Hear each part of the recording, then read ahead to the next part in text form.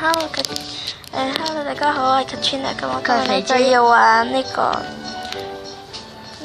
叫咩名啊？唔記得叫咩名啦，病人嘅權益先啦嘛。係啦，咁咧呢個係拍圖嚟嘅，咁就繼續玩啦。鼻涕，李醫生診症需要幾多錢診金㗎？問你都冇用。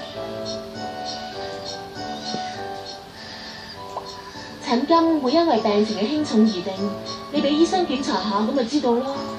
護士違反咗邊一種病人權益呢？陸嘉誠沖個涼先。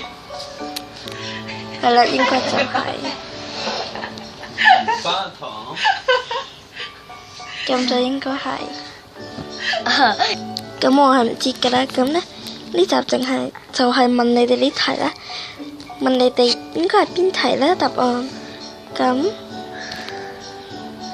其實係啦，咁咧我唔知蠢愚蠢，咁你哋喺下邊留言俾我睇下，係啦，係咁先啦，知識權，拜拜。死蠢。